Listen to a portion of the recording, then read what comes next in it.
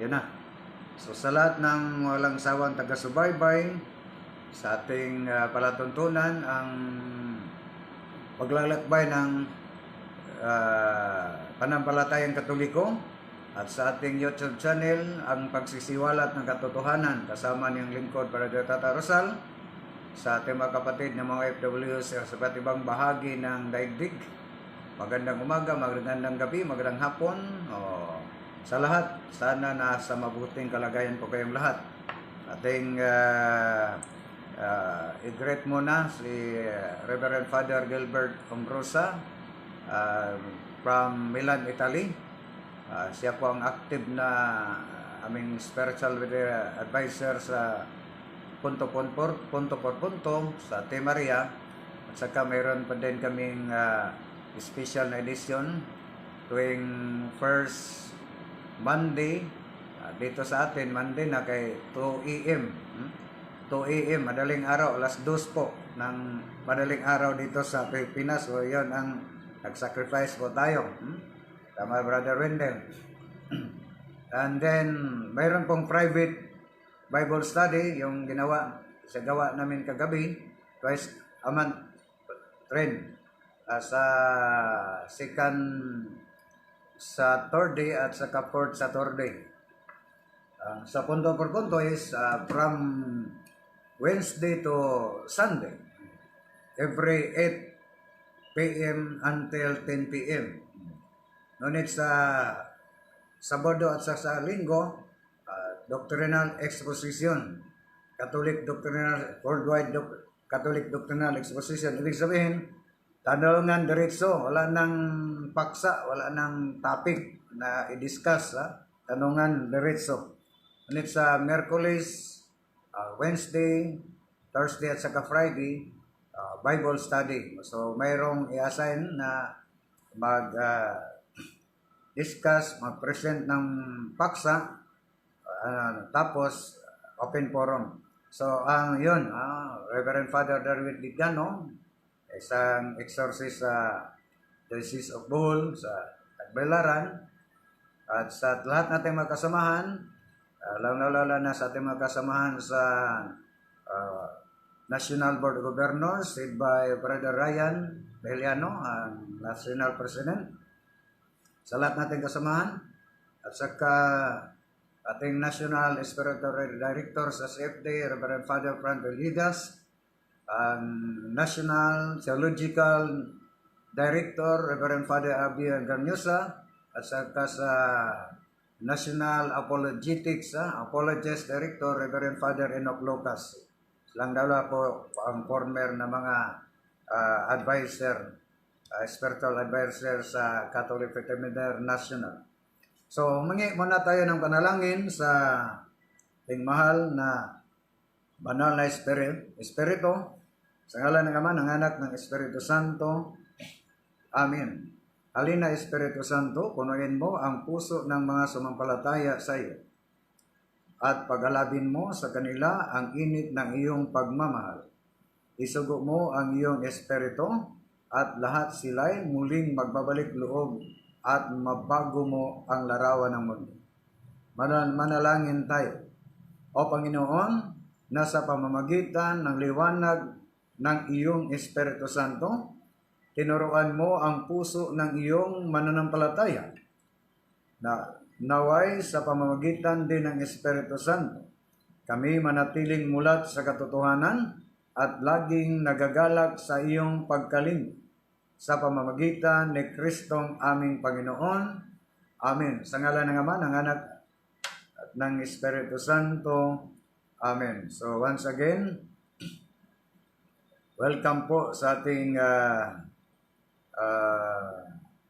palatuntunan ang pagsisiwalat ng katotohanan.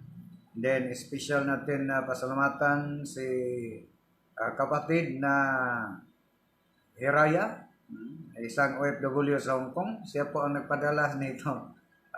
Binadalhan po tayo, pati si Brother Rendell yung t-shirt at saka sombrero at especially sa Rosariohan. Salamat po, mayroon pang pasaling chocolate eh. Maraming salamat, Sister Hiraya pala. Isang OFW na nakabase sa Hong Kong at palaging taga-subaybay sa punto por punto at saka sa ating YouTube channel. So maraming salamat, sis, pagpalain po kayo ng mga kapal, advance pangmasgong handog to para sa, sabi niya, abermat na po tayo sa sunod na buwan.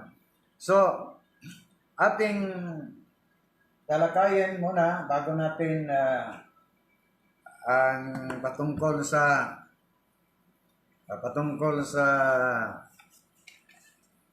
ating celebration ngayon, ang solemnidad sa one of the dogmas sa ating mahal na Virgin Maria in terms of Mariology na ang Assumption. Pinaakyat ang ating mahal na Virgin Maria sa langit, body and soul. So, yun. Ating good morning, idol. From Ninghens. So, hirap talaga yung FB account na pangalan sa yung FB account. Pero atin mo nang talakayin ang patungkol sa Sacrament of Reconciliation kung kumpisal. Kaya kung tingnan natin, ang lahat ng mga sikta nagsulputan, kahit na yung mga kapatid natin na mga IFI, Iglesia Filipina Independente, kung Aglipayan, na kilala po silang Aglipay o Aglipayan Church, dahil po ang nagtatag si former pare ng Simang Katoliko, si Gregorio Aglipay. Ngunit wala silang, parang magkiklaim sila na sila po ay junior Katolik, kaya halos kinukopya nila ang doktrina ng simbahan Katoliko. Ngunit wala silang kumpisal. So, sa simbang Katoliko lang ang sakramento ng kumpisal na tinatag ng ating Panginoon Sos bago pa siya napako sa krus. Yung patapos na siya napako, muli na siyang nabuhay. Ang tinatag niya na sakramento yung Holy Eucharist, Holy Thursday, ng Last Supper, di ba? So, ngunit ang sakramento ng kumpisal, sa muling nabuhay na siya, napakita siya kalawang linggo, pakita siya, nandyan na si Tomas, di ba? Sa panahon na siya po ay muling nabuhay, yun, binigyan niya ang kapangyarihan ng mga apostol sa pagpatawad ng mga kasalanan kahit sinong mga humingi ng mga magsisi sa kasalanan at kailangan patawarin. So, yun. Pero ngunit sa ating mga kapatid, para sila direct tugad sila. Bakit hindi po sila mangungumpisal sa pari? Unang-una, wala naman po silang pari eh. Pangalawa, kahit na mayroong pari, hindi naman po sila ordained priest na mayroong ituturing nating apostolic succession. Nga sila po ang tunay na person in authority, magisterium. Ngunit ang palagi nilang gamitin na sitas na bakit po tutol sila sa pagngungumpisal ng kaparian, kay para nila, ang pari po ay makasalanan. Katulad lang, tao lang po yun mga kapatid. Makasalanan din yun. Bakit po kayo mangumpisal sa pari? Nasabi ng ating Panginoon, ayon sa nakasulat sa Marcos 2:7, nga ang sabi sa Marcos 2:7, ang tao ay, ating basahin mo na ang Marcos 2:7, kung subalit, sandali lang, sa ibang salin po itong yung nadala natin nga Bible. Sige na lang. Ay, bagong tipan lang po ito, wala. Para po mas komportable ang ating buhat sa pag maraming dala natin kuhan. So, ating basahin. Bakit niya sinasabi yon? Nilapastangan niya ang Diyos. Ang Diyos lamang ang nakapagpapatawad ng kasalanan. Kung basahin natin ang 6, nagulo ang pag-iisip ng ilang eskribang nakaupo noon. Sabi dito, nasabi nila sa kanilang sarili. Kung tingnan natin ang kontekst mga kapatid, ang audience po sa panahon iyon, ang mga eskriba at mga parisiyo, yung mga Sabbath keeper. Nakita ng mga Sabbath keeper na ang ating Panginoon Jesus ay nagpapatawad ng kasalanan. Yun, na sabi nila na nilapastangan niya ang Diyos dahil walang taong makapapatawad ng kasalanan, ang Diyos lamang. Dahil po ang paniniwala ng mga eskriba at mga parisyo sa ating Panginoon Jesus ay isa lang tao. So, nakita nila ang ating Panginoon Jesus ay nagpatawad ng mga kasalanan. So, yun. Ang sabi nila, nilapastangan niya ang Diyos dahil po siya ay nagpatawad ng kasalanan na walang taong makapapatawad ng kasalanan, ang Diyos lamang. Maliban dyan mga kapatid, isa pang sitas na gamitin nila to support na tutol po sila o para sa kanila ang ating sakramento ng pasikuli o kumpisal, circumcision ay against po sa mabasa sa Biblia. Isa pa sa unang Juan, 1 John chapter 1 verse 9. Hindi po natin nadala ang ating ikalawang mata. So, kung ito ang mabasa natin. Kung ipahayag natin ang ating mga kasalanan sa Common Bible, to this English version, Good News Bible, mayroong karugtong na kung ipahayag natin ang ating mga kasalanan sa Diyos, pero ngunit sa naturang salin, walang nalagay na Diyos.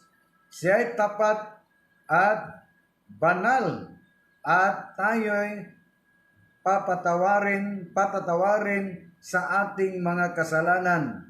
Linisin sa lahat ng kasalanan. So, meaning mga kapatid, sa ibang salin, kung ipahayag ang ating magkasalanan sa Diyos, mayroong mabasa sa Diyos, ngunit nito walang mabasang sa Diyos. So, para sila is direct to God. Hindi na kailangan pa sa pari. Dahil po ang pari, makasalanan, tao lang po yan. Katulad natin. Yun ang mabasa na Marcos 2:7 na walang tao makapatawad ng kasalanan, ang Diyos lamang. Paliban dyan, kahit nasa Lumang Tipan, sa Old Testament, kung ang mga tao sa panahon yaon, kung magkasala sila, diretso sa Diyos, humingi ng patawad. Kung bating basahin ang Esdras, Kapitulo 10, versikulo 11, direct to God. Hindi na lalapit sa mga propeta. Diba? Maliban dyan, sa awit,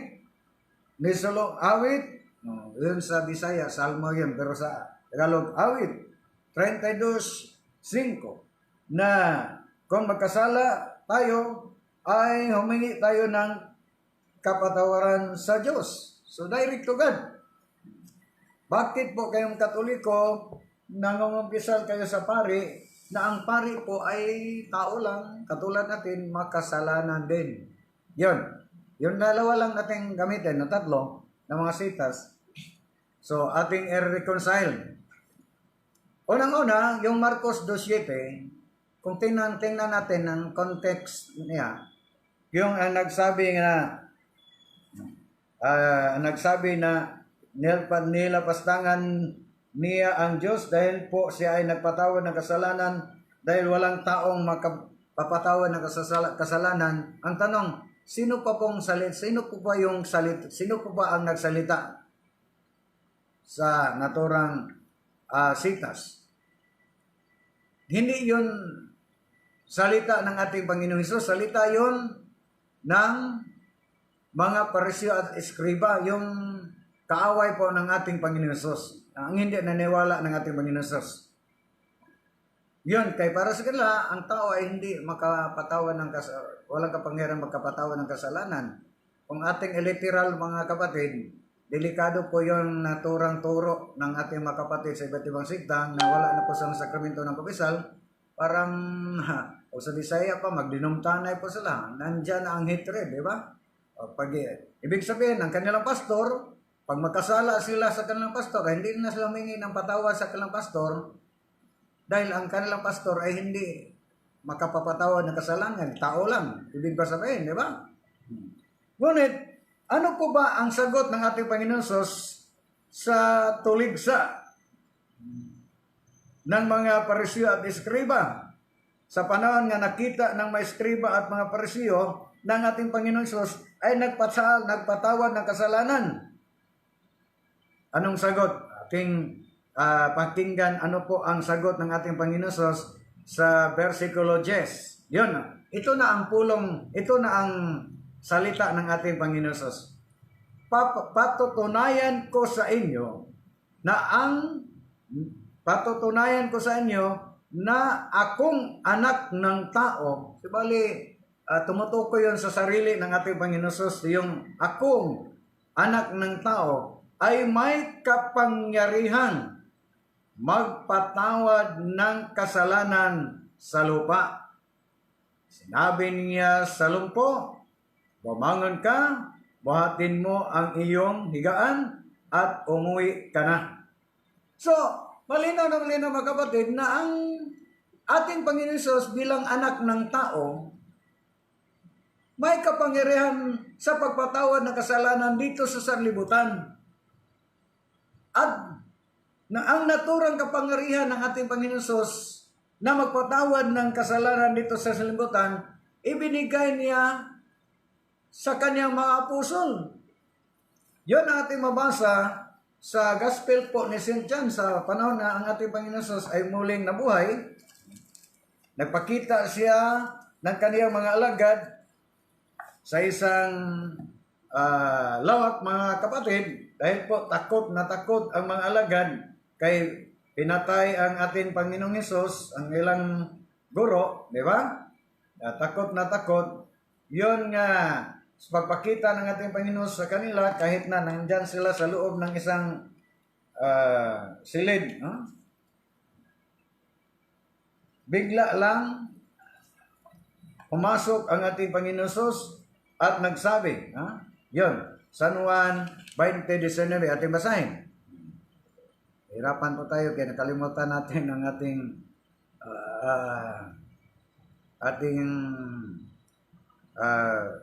eyeglass.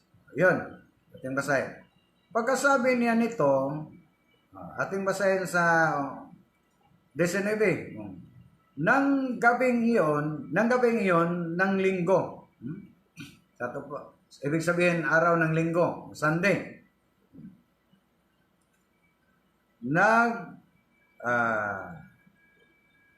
Nagkakatipon ang mga alagad. Ngunit nakasara ang mga pinto dahil natatakot sila sa mga Hudyo. Kaya alam ng mga alagad na ang nagpatay ng ating Panginoong Hesus, ang nagpapatay, ang mastermind, ang mga sabat keeper, yung mga Hudyo. So takot na takot ang mga apostol sa mga Hudyo.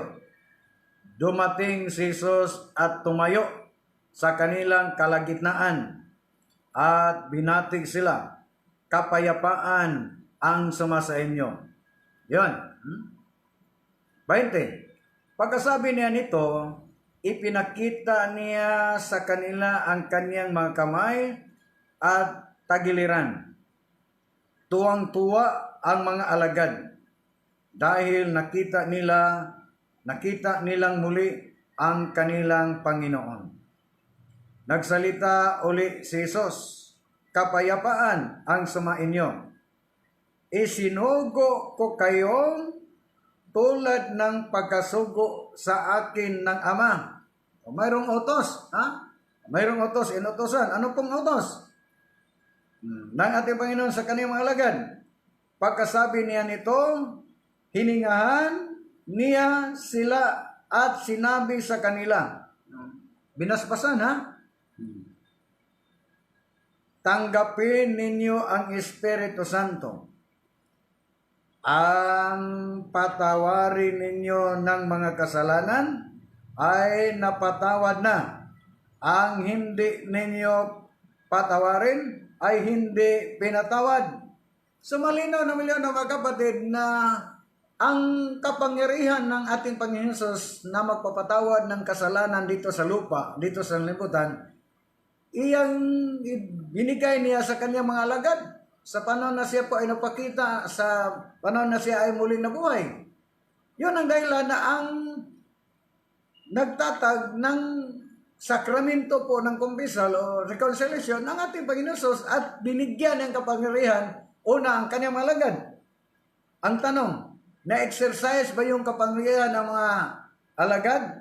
Ang naturang kapangyarihan na binigay ng ating Panginoon Jesus? Kung tingnan natin ang gawa ng mga apostol, gawa 19:18 hanggang 19, ating basahin. Na ang mga apostol, tapos sila, binigyan ng kapangyarihan, binasbasan ng ating Panginoon Jesus, nakatanggap na sila ng Espiritu Santo, at sinugo sila, inuutosan sila. Yun na sa gawa ng mga apostol, speaking of gawa ng apostol, itanuturin yun ng historical o kasaysayan. Ano pa ba ang nangyari? Sa panahon na sila ay binigyan na ng kapangyarihan sa pagpatawad ng kasalanan. Kung tingnan natin, ang mga apostol ay tao lang din po sila, di ba? Katulad natin, kahit si San Pedro ay ang ating Panginoon Jesus. So, dahil po sa takot siya sa mga escriba at mga parisyo na yung mastermind. So, kung tingnan natin, pinagkaila niya ang ating Panginoon Jesus, di ba? So, sa Acts chapter 19, 18 hanggang 19, ating basahin. Maraming mananampalataya ang nagtapat na dati silang gumagamit ng salamangka. Yung mga anting-anting, salamangka. Marami sa dating gumagamit ng gayuma at anting-anting. Imagine ba mga kapatid? Just imagine yung mga taong nito, mga tagasunod, mga may tuturing na nating tagasunod ng ating Panginoon Jesus, mga manampalataya, di ba? Ngunit mayroon silang gayuma at anting-anting. Ang dala ng kanilang mga libro. Mayroon pa silang libro. At sinunog ang mga iyon sa harap ng madla ng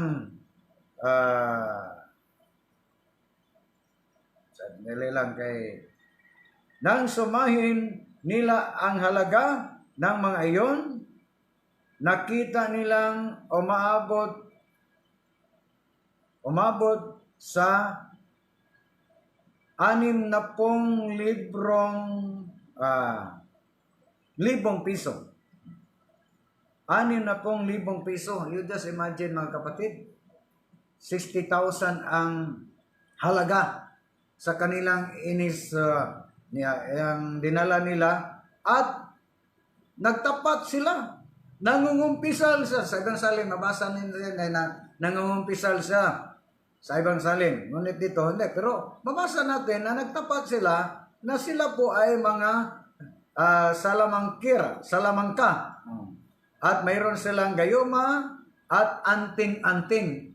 So, inikumpisa nila sa mga apostol. Ang tanong, ang mga apostol, ano po ba ang response ng mga apostol? Nagsabi bang mga apostol, huwag kayo mangumpisal sa amin, tao lang po kami. Diretso po kayo mangumpisal sa Diyos. Hindi. At pinatawad ang kanilang kasalanan at sinunog pa ang kanilang mga anting-anting, mga gayuma at mga librito. Kahit ang mahal talaga mga kapatid. Kung tingnan natin ang gawa ng mga apostol na isulat po ni St. Luke noong mga 60 up to 62 AD. Sa panahon yaon, siguro kung i-convert natin ngayong sa panahon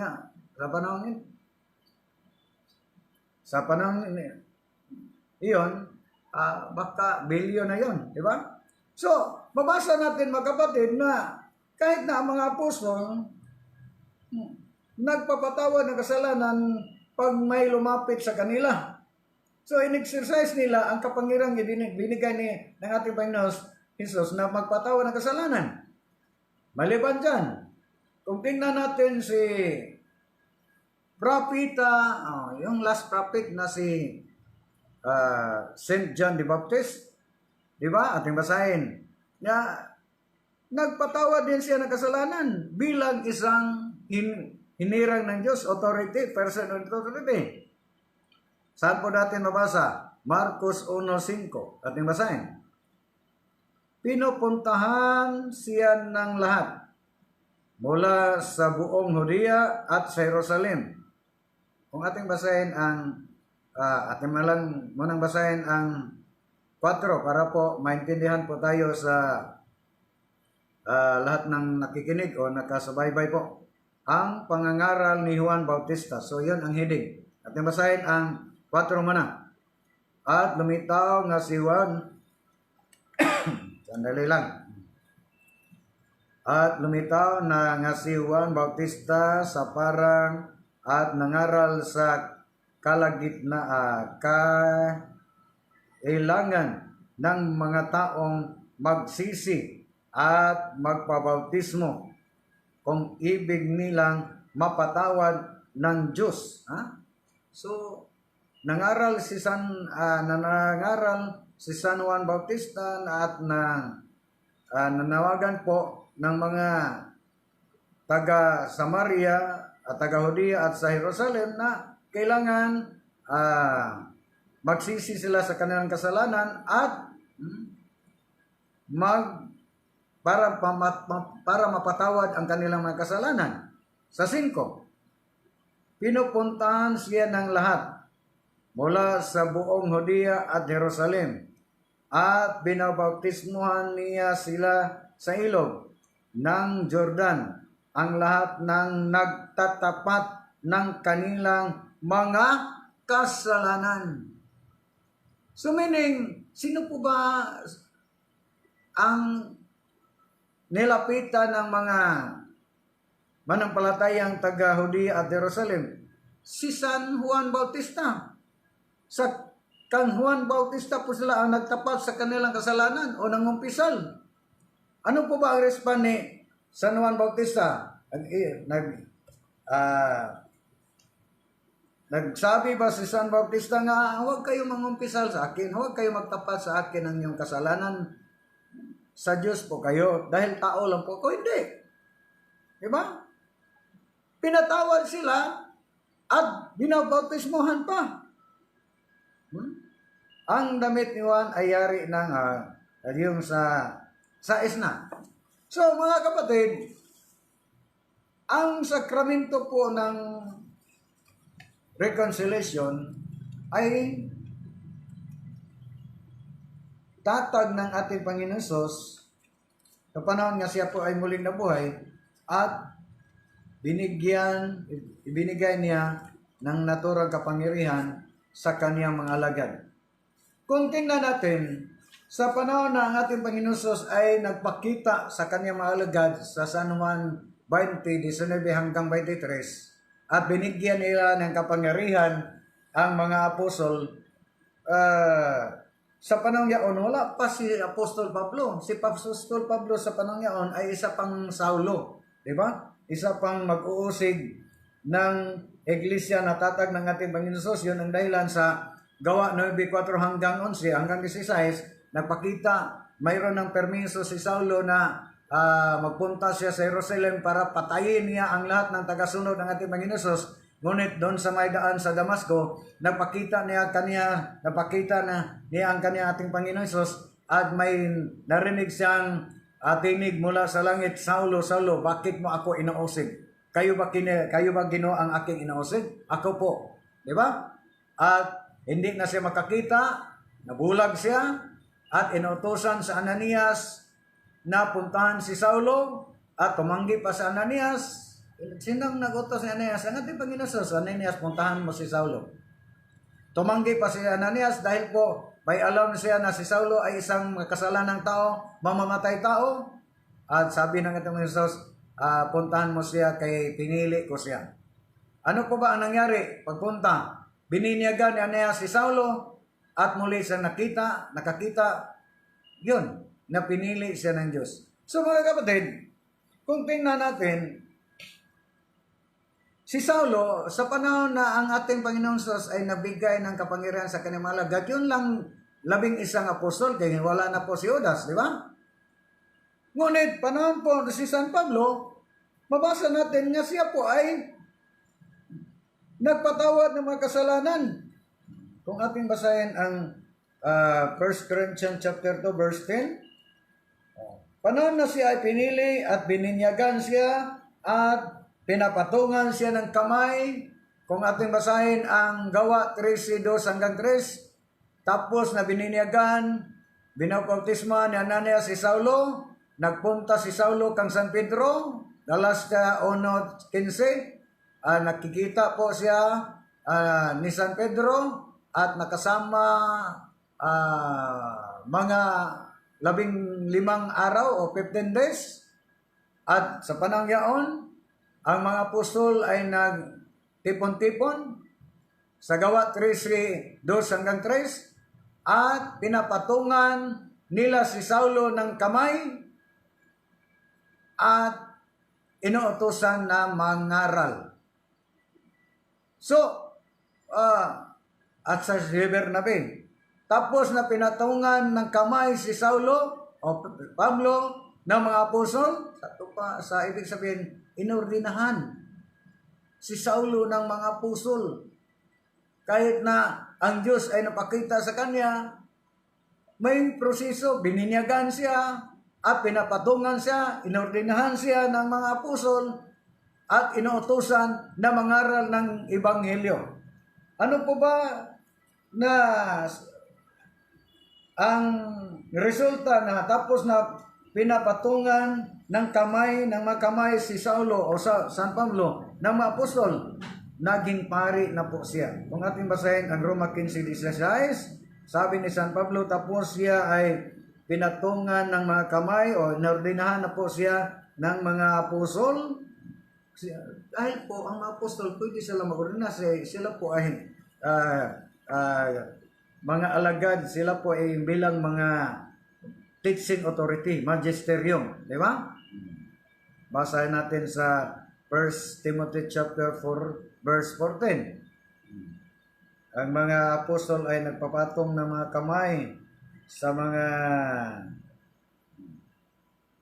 ating basahin ang Roma 15:16.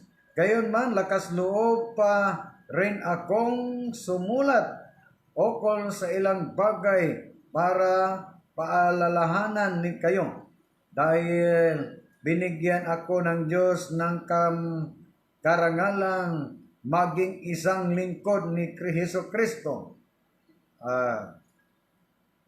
sa inyong mga hintel. Naglilingkod akong tulad ng isang saserdote sa pangangaral ng Ebanghelyo ng Diyos, upang ang mga hintil ay maging isang handog na katanggap-tanggap sa Diyos at binanal ng Espiritu Santo. Tapos na pinatungan, inordinahan si Saulo ng mga alagad, ng mga apostol, ay naging pari siya, mga kapatid. At sa panahon na po siya ay naging pari, nagpatawad po siya ng kasalanan. Saan po ba mabasa? Ating basahin una, ang ikalawa, ng unang Korinto pala, kung ating basahin, yun mga kapatid na bakit po mayroon tayong sakramento ng kumpisal? Dahil ang mga kaparian o mula pa sa mga apostol, binigyan ng kapangyarihan sa ating Panginoon Sus sa pagpatawad ng kasalanan. So, yun mga kapatid na ang sakramento po ng kumpisal ay yun ang sakramento na muling mabuhay ang ating kaluluwa sa panahon po tayo ay nakakumit ng mortal na kasalanan, di ba? Muling mabuhay ang ating kaluluwa. Yung spiritual death ng isang tao kahit buhay pa, patay na po, pag siya po ay nakakumit ng mortal na kasalanan, mortal sin. Ngunit, mamuling mabuhay yung kaluluwa niya pag mag-undergo siya ng sakramento ng kumpisal o reconciliation. Kung ating basahin, ikalawang Korinto pala, kapitulo 2, versikulo 10. Tapos na si San Pablo ay pinatungan ng mga apostol, inordinahan, at naging pari si San Pablo, Roma 15:16. At sa panahon nga siya ay naging pari, nagpatawad niya siyang kasalanan, 2 Corinthians chapter 2, verse 10, ang mapapatawad, ang pinapatawad ninyo ay pinatawad ko rin. Kung nagpatawad man ako, ginawa ko iyon sa harapan ni Kristo, alang-alang sa inyo. So meaning mga kapatid, na si Saulo, San Pablo, naging Pablo, bilang pari na, tapos siya inordinahan ng mga apostol, pinatungan ng kamay ng apostol, ay nagpatawad na po siya ng mga kasalanan. So, mga kapatid, ang ating mga kapatid sa iba't ibang sikta, bakit wala po sila sa naturang sakramento? Dahil po wala silang kapangyarihan. Hindi sila ang binigyan ng kapangyarihan ng ating Panginoon Sus, especially ang mga alagad, mga pari, lang ang binigyan. Maliban dyan mga kapatid, tayong mga Katoliko, mayroon po tayong canon, na yung tinatawag na seal of confession. Yung isang pari na kinumpisalan mo, bawal sa kaniya na i-chismis yung sala mo, ano niya sa ibang tao. Meron tayong seal of confession sa Canon 1388. A confessor who directly violates the sacramental seal incurs an automatic excommunication. Yun. So, yung kahit nasa Lumang Tipan, ang dami pang mga sitas na supportin natin, kahit nasa Lumang Tipan mga kapatid, bago tayo mag-extra, may pagkakataon na ang mga propita ay nagpatawad ng mga kasalanan. Halimbawa, sa Josue 7:19 hanggang 20, sa Samuel, si David ay nakasala, di ba? Saan po ba siya lumapit? Sa ikalawang Samuel 12:13 hanggang 14. Nilapit siya ni Nathan, isang pare. At doon siya nagtapat sa kanyang kasalanan. Nangumpisal siya kay Nathan. Pero ang sabi ni Nathan, pinatawad ang iyong kasalanan sa Diyos. Hindi nagsabi si Nathan, pinatawad ko na ang iyong kasalanan. So ginamit ang kapangyarihan ni Nathan na binigay sa kanya ng Diyos. Yeah? Pinatawad na po kayo ng Diyos. Ngunit, ang bayad ng sala mo, mamatay ang bata nandyan sa sinapupunan. So, mula pa sa Lumang Tipan, nandyan na, in-exercise na ang sakramento ng pasiguli. Ano po ba ang mangyari sa taong walang sakramento ng pasiguli? Hindi sila makatanggap ng, kung ating basahin ang Proverbs chapter, last na lang, 28:13, ang yung hindi maiwan sa kanilang makasalanan hindi sila makatanggap ng patawad. Hindi sila katanggap ng awa ng Diyos. So, saan po tayo? Mangumpisal po tayo para makatanggap tayo ng awa ng Diyos? O hindi tayo makumpisal para hindi po tayo makatanggap ng awa ng Diyos? So, yun mga kapatid, ang ating, hindi na natin na abanggit ang, sige na lang, baka mamayang hapon sa, ano na lang tayo, sa bahay na lang tayo, magla-live, ating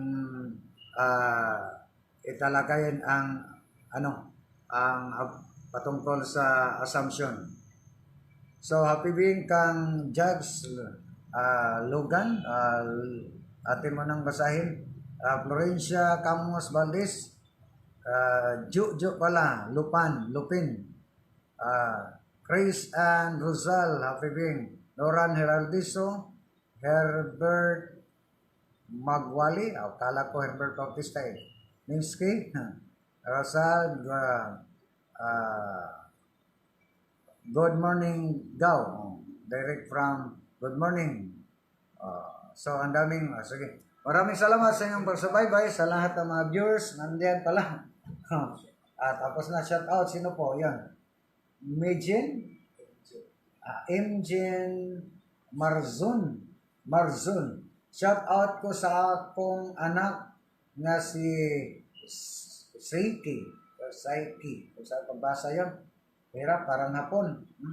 Marzon Waminal sa Region 10. From Mami Medjin. Okay. Maraming salamat ha. Sa lahat ha.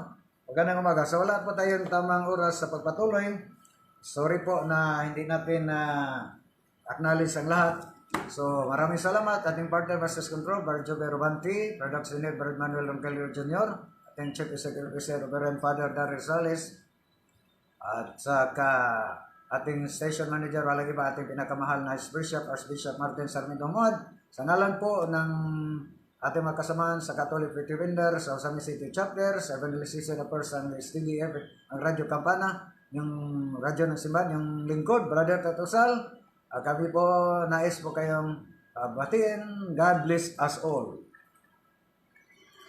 Datang Seleklaan Broadcasting Corporation, DXDDAM, Radio Kampana, Istasyon sa Iba